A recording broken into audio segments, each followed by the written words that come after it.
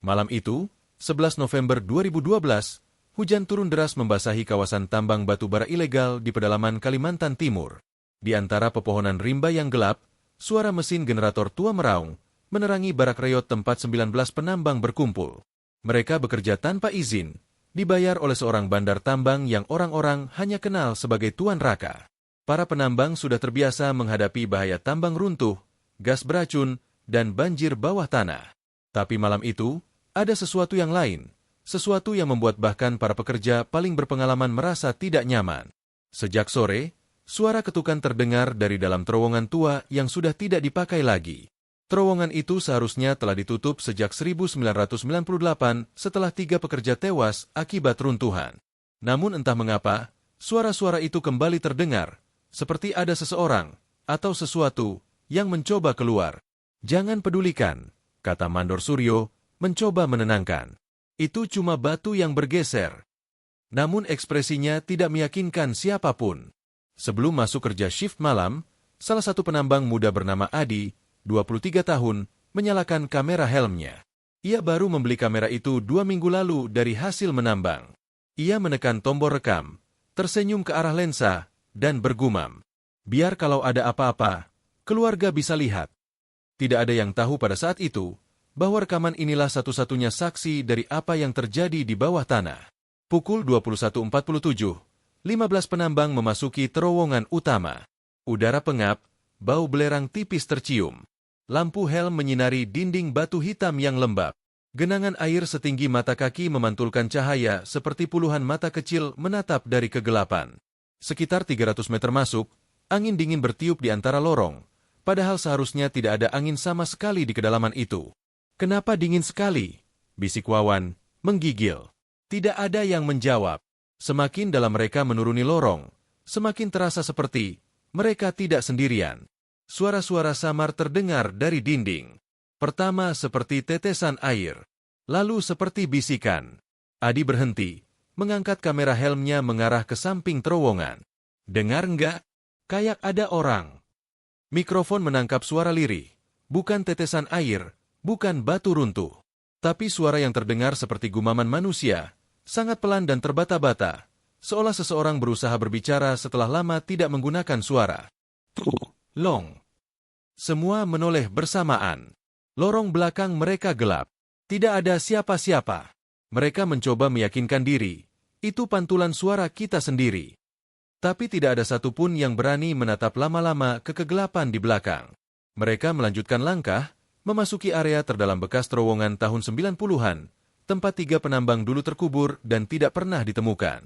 Tak ada yang tahu bahwa saat mereka mencapai kedalaman 600 meter, jalur keluar tiba-tiba tertutup di belakang mereka, seolah pintu besi yang berkarat bergerak sendiri. Dan rekaman helm Adi merekam semuanya.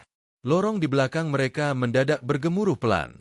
Getaran halus terasa di tanah, membuat genangan air beriak kecil seperti diganggu sesuatu yang bergerak di bawahnya. Para penambang spontan menoleh ke belakang. Barusan kalian dengar?" tanya Bagas, suara bergetar. Adi mengarahkan kameranya ke arah lorong yang mereka lewati. Dalam cahaya lampu helm, terlihat butiran debu jatuh dari langit-langit. Hanya itu, tak ada yang aneh, hingga suara "klang" terdengar, seperti logam tua dipukul dari sisi lain. Mereka menegakkan tubuh. Itu terdengar seperti pintu baja terowongan lama. Padahal pintu itu tidak pernah mereka sentuh. Mandor Suryo menyuruh mereka tetap berjalan. "Ayo cepat, kita ambil batu bara dari ruang 5A lalu keluar sebelum air makin naik." Tapi baru belasan langkah kemudian, kejadian pertama terjadi. Di percabangan lorong, mereka menemukan sesuatu yang seharusnya tidak ada. Bekas jejak sepatu yang masih basah. Jejak itu mengarah ke lorong tua yang sudah ditutup sejak belasan tahun lalu. Pak Suryo langsung memaki. "Siapa yang buka jalur ini? Ini harusnya disegel." Wawan, yang paling muda setelah Adi, menelan ludah. "Pak, kalau bukan kita yang buka, terus siapa?" Tak ada yang menjawab. Mereka memutuskan untuk mengabaikan jejak itu dan melanjutkan ke area kerja 5A. Namun kamera helm Adi menangkap sesuatu yang tidak disadari oleh siapapun waktu itu. Ketika lampu helmnya menyapu lorong tua yang gelap itu, seperti ada bayangan tubuh berdiri di ujung, diam, tidak bergerak. Hanya sepersekian detik, tapi jelas, seperti siluet seseorang menatap mereka. Adi tidak melihat langsung, hanya kamera yang merekam. Pukul 22.11, mereka tiba di area 5A. Ruangan bekas galian itu lebih luas, dengan balok penahan yang lapuk. Di sisi kanan, terdapat sebuah lorong kecil seperti liang sempit, bukan bagian dari peta tambang. Ini baru digali? Siapa yang buat lorong ini? Gumam Darto, menyorotkan lampu ke dalam celah. Lorong itu sempit, hanya cukup untuk satu orang merangkak masuk. Namun dinding dalamnya bukan tanah biasa, terlihat seperti goresan-goresan, seolah seseorang menggaruk dinding dengan kuku, berkali-kali, sampai terkelupas. Beberapa masih terlihat ada bercak coklat kecoklatan. Bukan tanah, bukan lumpur, serambi hening. Kemudian, terdengar suara dari dalam lorong sempit itu. Pelan, serak, tangis tertahan. Seperti seseorang menangis sambil menutup mulut agar tidak terdengar. Semua mundur satu langkah bersamaan. Pak Suryo berusaha tetap rasional. Mungkin hewan, atau suara udara. Namun sebelum ia selesai bicara, terdengar suara lain, lebih jelas. Bukan hewan, bukan hembusan udara. Suara itu berkata lirih. Jangan, buka. Mereka membeku. Adi mendekatkan kamera ke arah celah gelap itu, walau tangannya gemetar. Halo? Ada orang di dalam? Kamu dengar kami? Hening sebentar, lalu suara itu terdengar lagi, kali ini sedikit lebih dekat. Tutup pintu. Mereka sudah bangun. Lampu helm mereka berkelip pelan, seperti ada sesuatu dalam kegelapan yang mempengaruhi listrik. Beberapa penambang mulai panik. Pak, kita keluar aja. Ini nggak bener, seru Bagas. Mandor Suryo akhirnya setuju. Baik, kita keluar sekarang. Kumpulkan alat, cepat. Mereka bersiap kembali, namun saat hendak berbalik, lorong yang mereka lewati sudah tidak ada. Yang tersisa hanya dinding batu padat, seolah lorong itu tertutup secara alami dalam hitungan menit. Tidak ada jalur pulang, tidak ada jalan lain. Dan kamera helm Adi merekam saat semua lampu helm mereka berkedip, satu persatu, hingga seluruh ruangan gelap total. Dalam kegelapan itu, suara nafas terdengar. Bukan dari mereka. Ada lebih dari satu.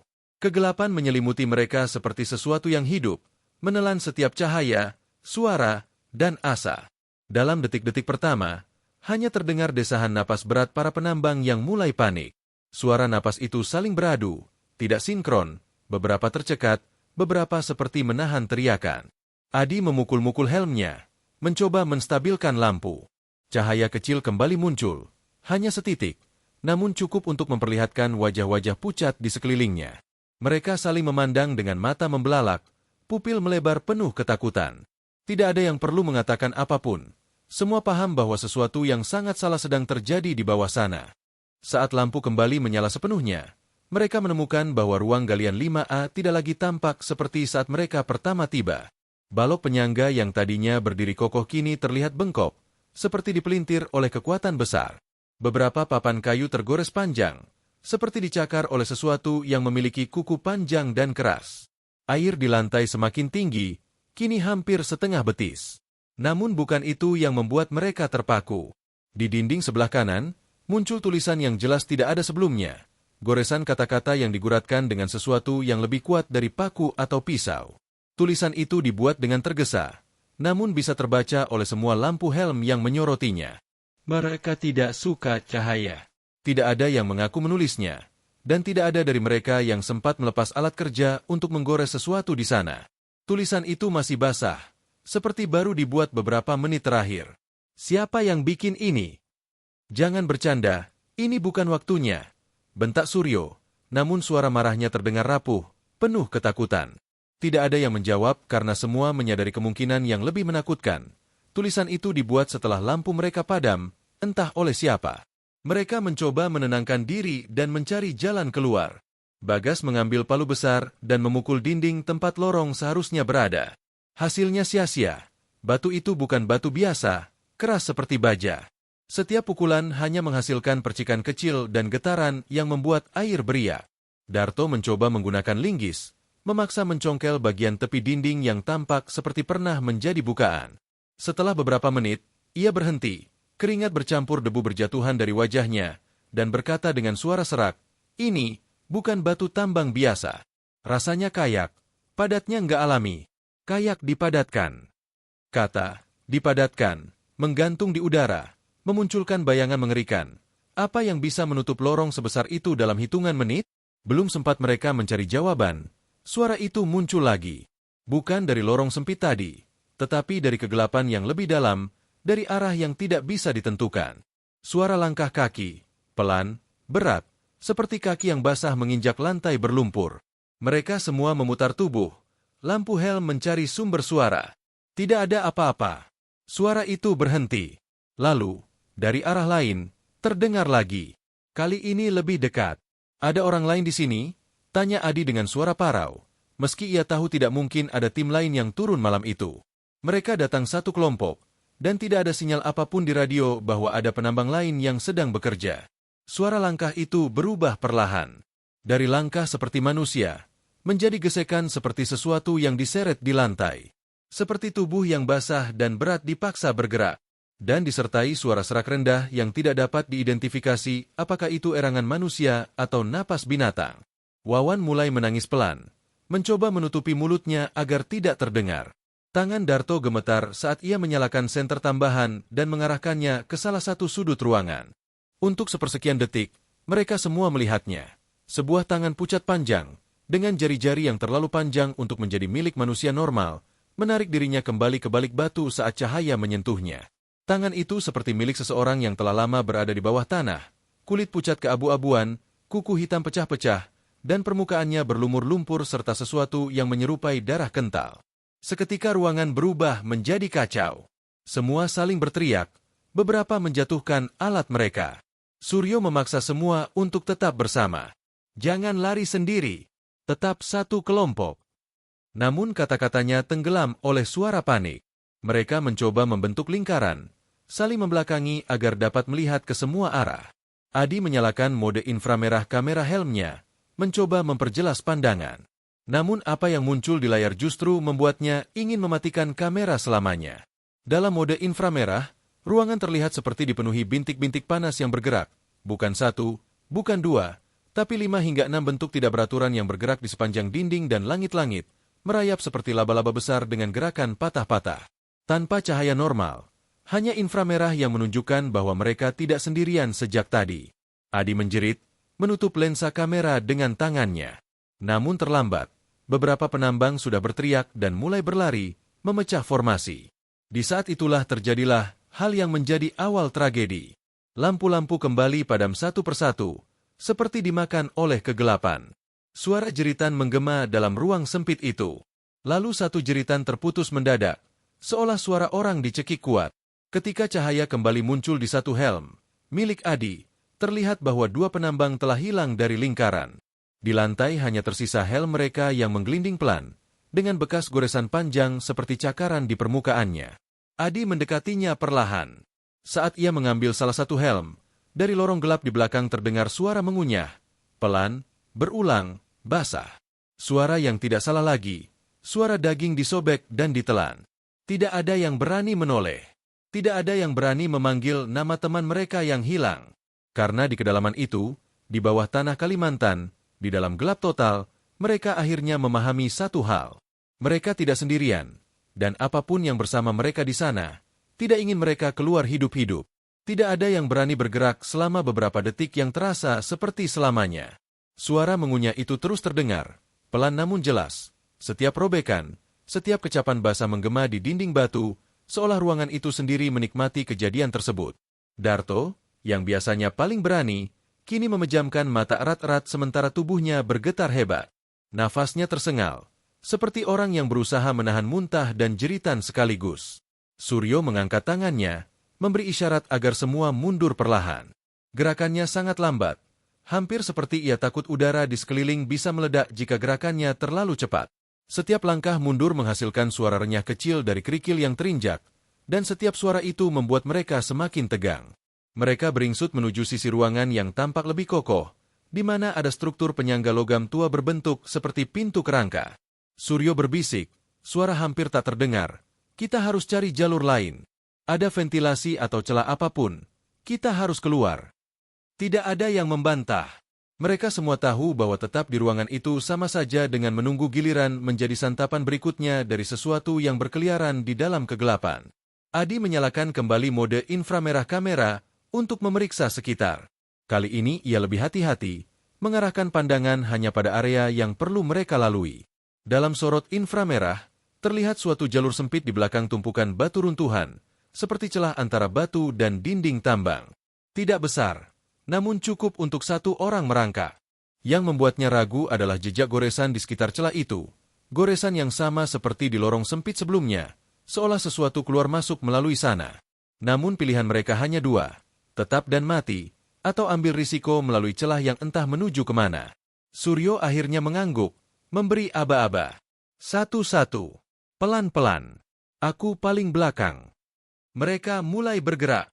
Bagas merangkak lebih dulu, diikuti Wawan yang masih terisak namun memaksa dirinya maju. Darto menyusul, lalu Adi. Saat Adi merangkak ke dalam celah itu, ia sadar bahwa batu-batu di sekelilingnya hangat, seolah ada panas tubuh yang masih tersisa di sana. Tidak seperti panas dari alat tambang atau mesin, tetapi seperti panas dari makhluk hidup yang baru saja melewati tempat itu. Keringat bercampur debu menetes dari dagunya saat ia menyeret dirinya melalui ruang gelap sempit yang membuatnya sulit bernapas. Setelah beberapa menit tersiksa di dalam celah sempit itu, mereka keluar ke terowongan yang lebih kecil dan lebih tua. Dindingnya dipenuhi tulang-tulang kayu penyangga yang lapuk dan berjamur, beberapa hampir patah. Terowongan ini tidak ada di peta tambang manapun yang mereka kenal. Bau busuk menusuk hidung, campuran antara tanah basah yang membusuk, karat, dan sesuatu lagi. Bau seperti daging basi yang lama terkunci tanpa udara. Wawan menutup hidung, namun bau itu begitu kuat hingga terasa meresap ke lidah. Lampu helm menyorotkan cahaya ke depan, namun kegelapan di ujung lorong seperti menelan cahaya itu, membuat jarak pandang hanya beberapa meter. Baru beberapa langkah mereka berjalan, terdengar suara di belakang. Suara sesuatu merayap cepat dalam celah tadi, seperti tubuh panjang yang memaksa masuk, menggesek dinding batu, menghasilkan bunyi seret basah yang semakin lama semakin keras. Suryo memaksa mereka untuk terus maju. Mereka berjalan semakin cepat, hampir berlari kecil, hingga tiba di persimpangan terowongan berbentuk huruf T. Tidak ada tanda apapun yang menunjukkan arah mana yang aman. Suara dari belakang semakin mendekat. Wawan panik, memilih belok kanan tanpa menunggu instruksi. Bagas dan Adi mengikutinya, tidak ingin terpisah. Namun Darto berhenti sejenak, menyorot ke kiri. Ada sesuatu di sana, sesuatu yang membuat tubuhnya membeku. Di dinding sebelah kiri, terpampang bekas tangan berdarah yang menempel di batu, dengan pesan tertulis di bawahnya.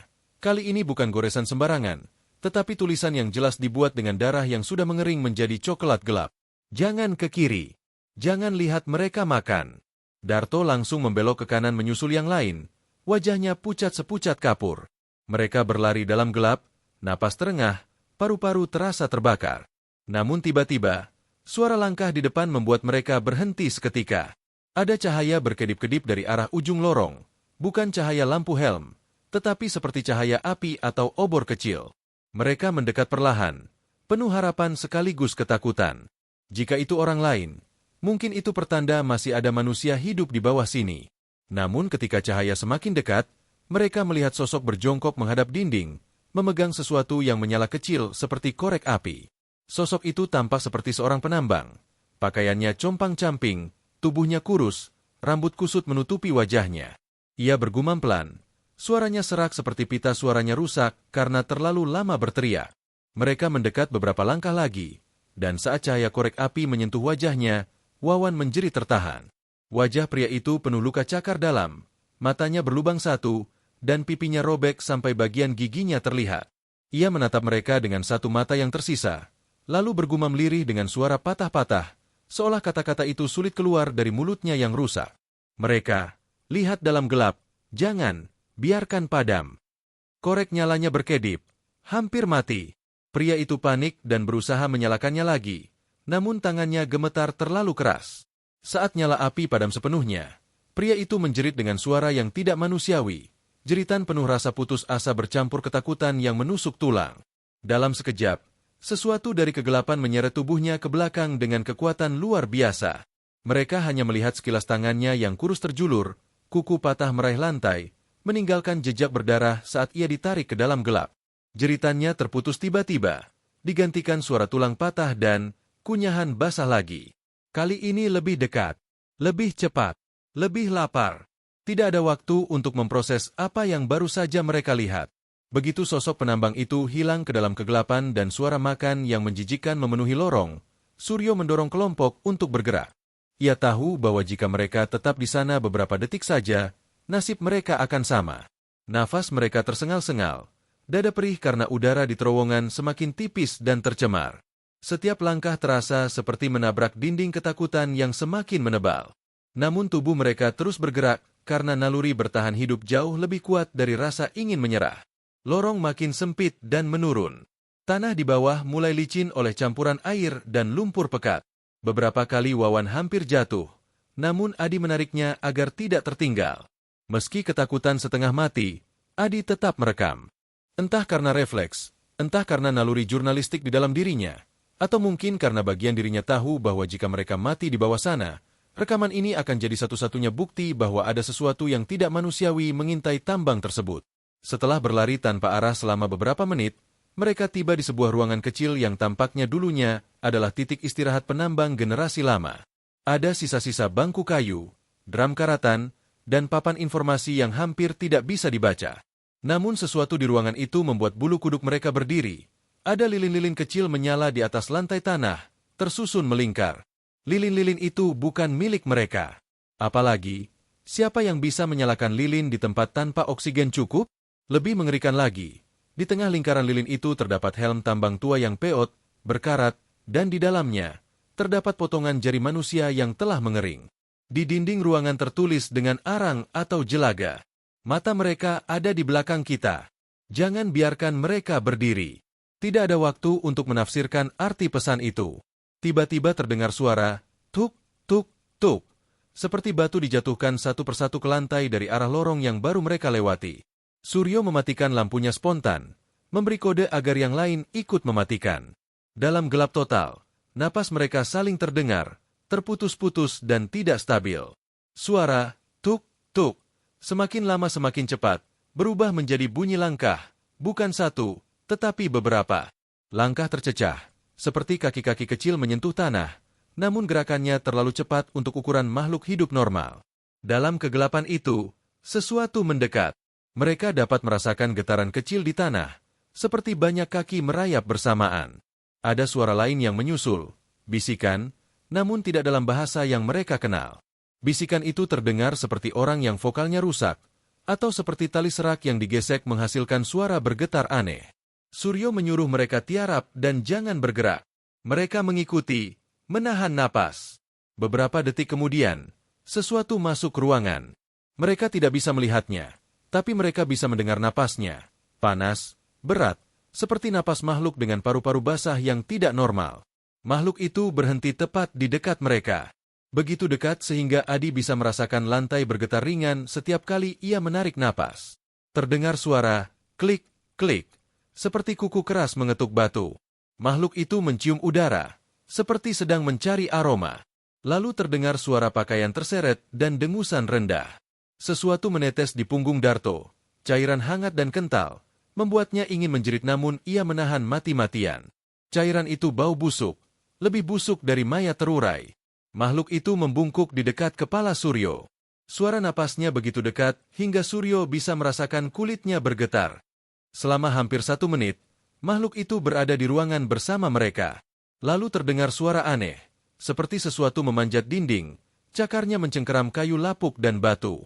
Dari suara-suaranya, makhluk itu seolah merayapi dinding hingga mencapai langit-langit dan keluar melalui lubang ventilasi tua di atas. Begitu suara itu menghilang dalam kegelapan lorong lain, barulah mereka berani menarik napas kembali. Suryo menyalakan lampu dengan sangat pelan. Wajah mereka pucat, tubuh gemetar. Baru setelah lampu menyala, Wawan melihat apa yang menetes di Darto tadi.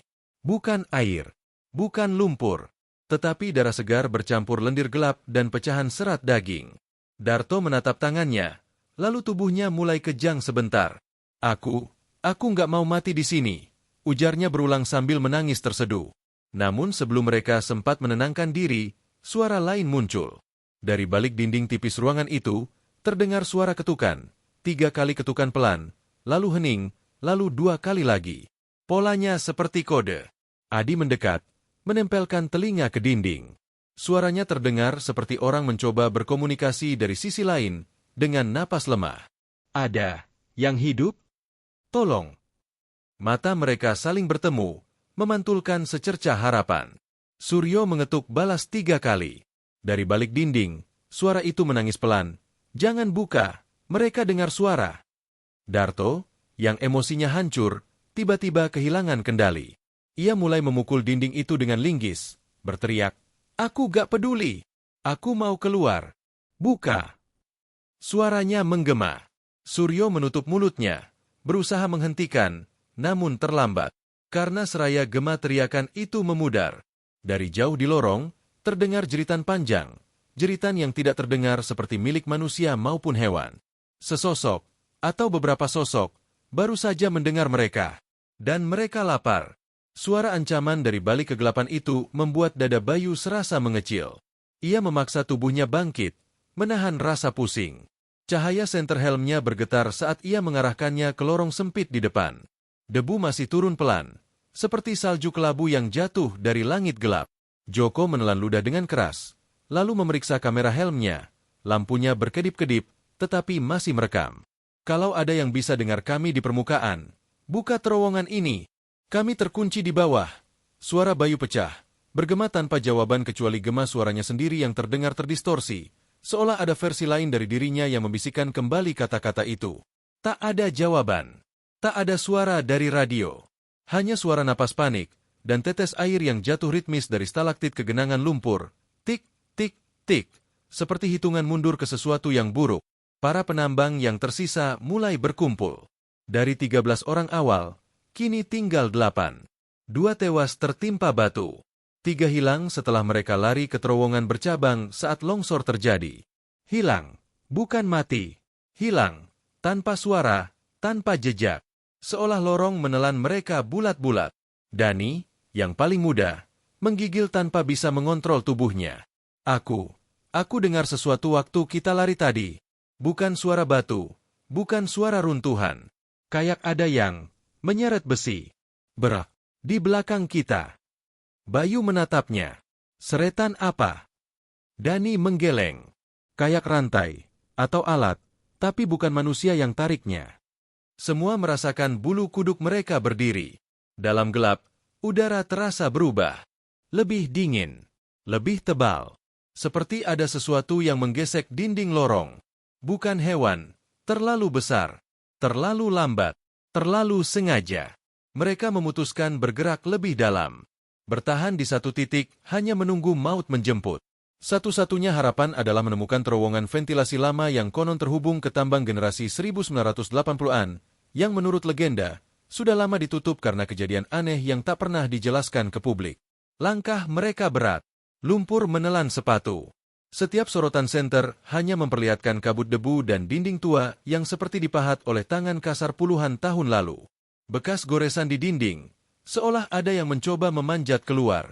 5 garis panjang, tidak beraturan. Seperti jejak kuku manusia, tapi terlalu dalam untuk kuku biasa. Salah satu penambang, Arfan, mendekatkan senternya. Ini bukan dari alat kerja kita. Bayu menyentuh bekas goresan itu. Dingin, sangat dingin. Batu di sekitarnya jauh lebih dingin dari udara. Seperti seseorang menggaruk dinding itu dengan tangan membeku. Lalu kamera Joko menangkap sesuatu di ujung lorong. Gerakan cepat, bukan bayangan, tapi siluet seseorang, atau sesuatu, berjalan dengan posisi tubuh aneh, sedikit membungkuk, seperti menahan kepala yang terlalu berat untuk lehernya. Siapa itu? Joko berseru, suaranya pecah. Siluet itu berhenti. Diam, lalu menoleh perlahan, tetapi bagian wajahnya masih tertutup gelap. Senter mereka tidak cukup jauh untuk menerangi. Dalam sepersekian detik, cahaya kecil di helm makhluk itu berkedip. Seperti kamera. Kamera helm. Model lama. Model yang tidak lagi dipakai sejak kecelakaan tahun 1998 ketika 15 penambang hilang di lokasi yang sama. Dani mundur. Itu, helm tambang lama. Sama persis kayak cerita bapak-bapak senior. Bayu menutup mulutnya. Diam. Siluet itu mengangkat sesuatu di tangannya. Bukan alat, bukan batu. Sebuah helm penambang, pecah di bagian sampingnya, masih meneteskan air hitam pekat seperti oli bercampur darah. Lampu helm mereka berkedip kuat, lalu padam serentak. Gelap total menelan mereka. Dan dari arah siluet itu, terdengar suara. Bukan suara manusia, bukan hewan. Sebuah bisikan rendah, penuh desahan, seperti berasal dari paru-paru yang sudah lama tidak bernafas. Kalian datang terlambat. Kegelapan itu bukan sekadar gelap, ia memiliki berat, seolah-olah menekan dada mereka, mencegah paru-paru bekerja dengan benar. Dalam hitungan detik setelah lampu helm padam, kepanikan meledak. Nyalain senter. Cepat. Bayu berteriak sambil meraba-raba saklar di helmnya. Suaranya tidak lagi tegas. Ada ketakutan mentah di dalamnya. Klik, klik, klik. Tidak menyala. Hanya Joko yang berhasil menyalakan kembali cahaya di helmnya, meski redup dan berkedip. Cahaya itu menyorot wajah mereka dalam potongan-potongan seperti cuplikan film rusak. Tapi makhluk yang tadi berdiri di ujung lorong? Hahei, di mana dia? Dani berbisik, suara seraknya terdengar bergetar. Tidak ada yang menjawab. Joko mengarahkan senternya ke lumpur di lantai tempat sosok itu berdiri. Ada jejak, tetapi bukan jejak sepatu, melainkan jejak kaki tanpa alas, dengan jari-jari panjang yang tidak proporsional, seperti jemari tangan, tapi digunakan untuk berjalan. Jejak itu tenggelam dalam lumpur, dan di tepinya terdapat serpihan daging tipis, seperti kulit yang terkelupas. Aroma besi dan tanah basah menyengat di udara. Arfan menekan tenggorokannya, hampir muntah. Kita harus keluar dari lorong ini. Sekarang. Mereka bergerak lagi, tapi kini lebih cepat, lebih gelisah, sambil terus menatap ke belakang. Lorong semakin sempit, memaksa mereka berjalan satu persatu. Tubuh mereka harus memiring, helm sering terbentur dinding batu. Di titik tertentu, langit-langit menurun tajam. Harus merangkak. Satu persatu mereka menuruni lorong rendah yang hanya cukup untuk satu tubuh. Kamera Joko yang berada di belakang merekam semuanya. Napas berat, tanah longsor kecil, dan gemericik air yang entah dari mana sumbernya. Ketika mereka mencapai ruang yang sedikit lebih luas, mereka berhenti untuk menarik napas. Namun sebelum mereka sempat menenangkan diri, Bayu mengerutkan kening. Mana Reza?